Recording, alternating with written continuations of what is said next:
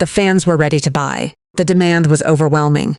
But when ticket sales stalled, the WTA was forced into an unprecedented move, moving Alex Eala to a bigger court just to keep up with the Eala effect. It's the same story that played out in Toronto, where sold-out crowds forced organizers to scramble.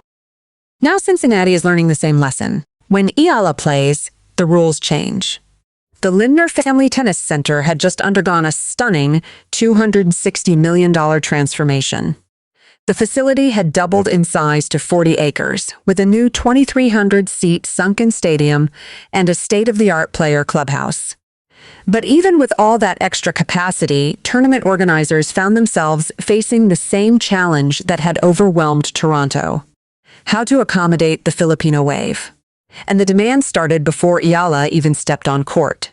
The 21-year-old Filipina, seeded number 17 in the WTA 1000 event after a first-round bye, was making her debut at the Cincinnati Open.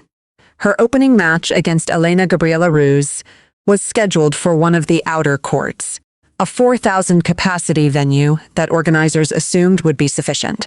They were wrong. The ticket office had barely opened when the system crashed.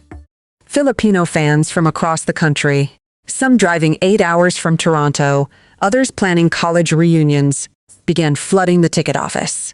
According to one tournament director, spectators were coughing up about $1,000 in the resale market, which we would call here scalpers, and that 80% of all ticket inquiries were asking about her match schedule.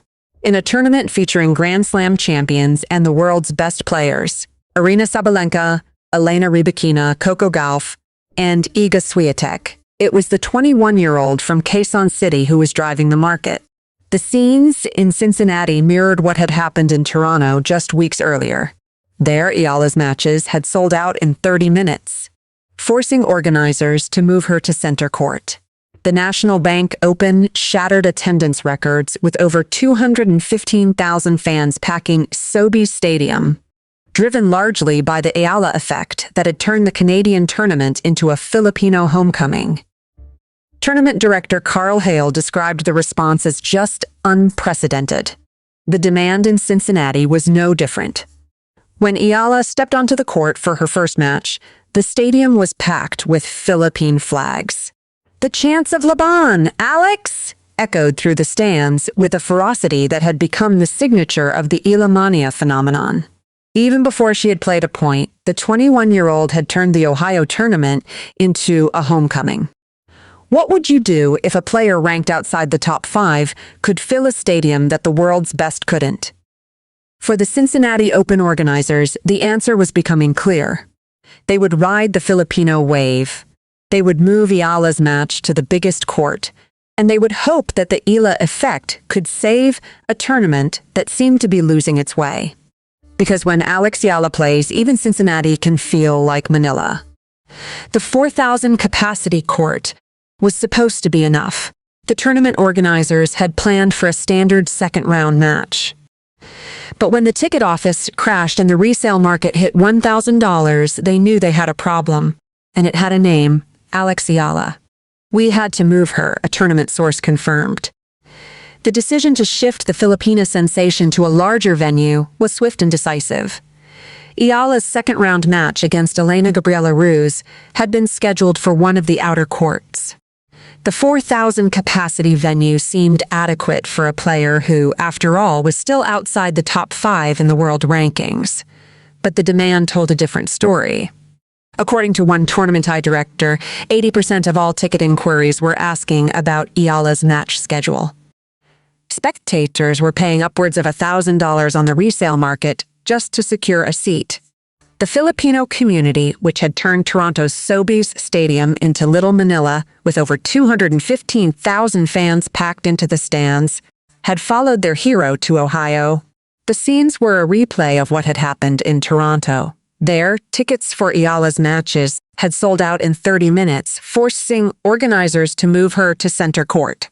The tournament director, Carl Hale, had described the response as just unprecedented. Now, Cincinnati was learning the same lesson. When Eala plays, the rules change. The court change was just the beginning. The Philippines' booming tennis market and the demands of its passionate tennis fan base were forcing tournament organizers to shift Eala to bigger venues. The Filipino wave, which had become one of the defining stories of the 2026 WTA season, was impossible to ignore. Even Eala's opponents had begun to expect it. World no. Amanda Anisimova, who would face Eala in the third round, acknowledged the phenomenon before stepping onto the court. "I know that it's probably going to be a very packed stadium," she said. "I love a packed stadium, and I love a good atmosphere. Even though they're probably going to be rooting for her, I don't mind it, and I'll try to thrive off of the energy." The Eala effect had become undeniable. It wasn't just about one match or one tournament. The phenomenon, which the WTA had dubbed the Eala effect, had turned every stop on the North American swing into a celebration of Filipino pride.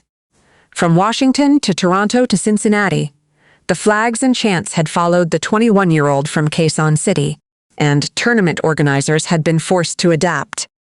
What would you do if a player outside the top 5 became the biggest draw in your tournament?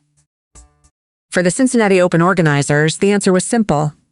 Move her match to a bigger court and hope the rest of the tournament could keep up. Because when Alex Eala plays, even Cincinnati can feel like Manila.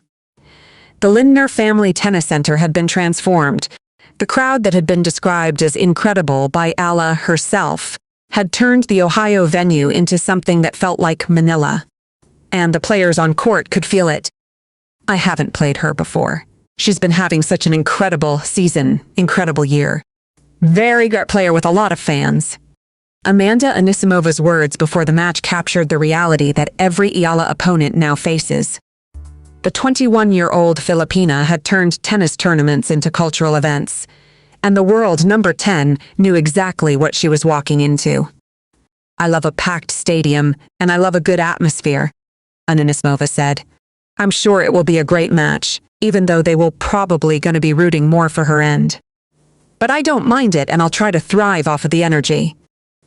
The scenes in Cincinnati mirrored what had happened in Toronto just weeks earlier. Filipino fans had followed Eala from Washington to Toronto and now to Ohio. They packed the stands, waving Philippine flags and roaring after every Eala winner. The support had become so distinctive that one observer noted, "You may be playing Alex Eala in America, but once the Filipino fans arrive, it can suddenly feel like you're playing her in the Philippines." The lengths fans were going to were extraordinary. One group of friends had planned their college reunion around a trip to Cincinnati specifically to see Eala play. They were based all around the United States, but they chose to reconnect not over a wedding or a holiday, but over a tennis match featuring a player who had become a cultural phenomenon. Another supporter had followed Eala at the National Bank Open in Toronto before making an 8-hour drive to Cincinnati for another chance to see the Filipina star in action. The ticket prices reflected the demand. According to one tournament director, spectators were coughing up about $1,000 in the resale market just to get a seat. And 80% of all ticket inquiries were asking about her match schedule. In a tournament featuring Grand Slam champions and the world's best players, it was the 21-year-old from Quezon City who was driving the market. For Eala, the support was overwhelming. "Saya pala dito sa Barangay Toronto," she wrote on social media after her Toronto run. "It's fun here in Barangay Toronto." The nickname, borrowed from the passionate, community-driven atmosphere of Philippine basketball, had captured exactly what the week had meant to her. "Difficult to put into words, but very easy to be grateful for you all," she added. "Feeling the love in ways that I will probably only fully appreciate later." The tournament director had already witnessed the phenomenon firsthand. Carl Hale, director of the Canadian Open, described the response to Eala as just unprecedented. "We've never seen anything like that in Toronto before. It was unexpected. We saw the momentum build from February in Doha and over the past year, and it really culminated in the week of which every match she played it sold out." The impact extended beyond ticket sales. In the past, we saw tens of flags from various nations throughout. This year, we saw hundreds and thousands of flags, Hale noted. Last night you saw the engagement of the fans with each other, which was great to see. In addition to that, you saw the fans staying until the end of the session for the whole tournament. What would you do if a community of thousands showed up just to see you play? For Alex Eala, the answer was simple. She would give them everything she had. She would fight for every point. And she would remind them that their support was the reason she kept going. Because she knew that the Filipino wave wasn't just about filling seats. It was about a community finding its voice on the world's biggest stages.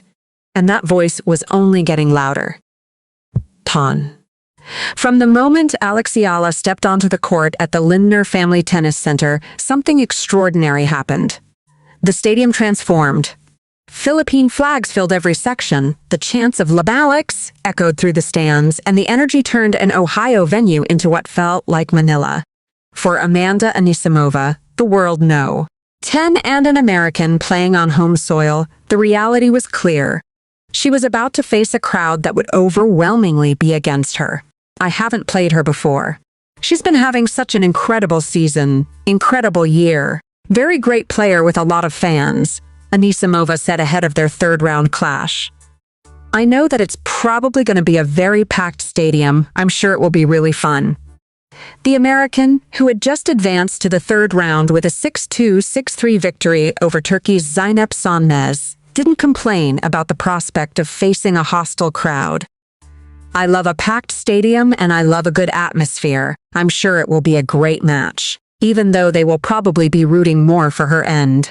But I don't mind it, and I'll try to thrive off of the energy. The phenomenon Anisimova was bracing for had already become the defining story of the North American swing. Sam Querrey, the former ATP star who reached a career-high number 11 in the world, put it bluntly during the Tennis Channel broadcast of Eala's match against Ruse.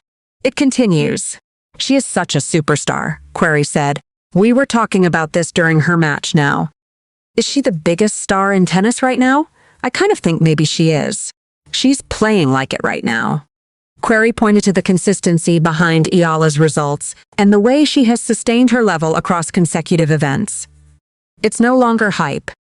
She is backing up the results, tournament after tournament after tournament, he said. You might have thought after Miami. Was it last year where she had the run? Maybe the ranking will dive off a little bit. It hasn't, it just keeps going up. The big, massive win in DC 2 weeks ago played well in Canada last week. Off to a hot start here, so she's here to stay. The numbers behind Querrey's assessment were staggering. Since her historic Washington title run, where she beat the tournament's top 3 seeds and claimed 7 top 10 victories in a single tournament, Eala has been on a tear. She is now 8-1 in North American events this season. Her record against top 10 opponents stands at 10-4, a statistic that places her alongside legends like Steffi Graf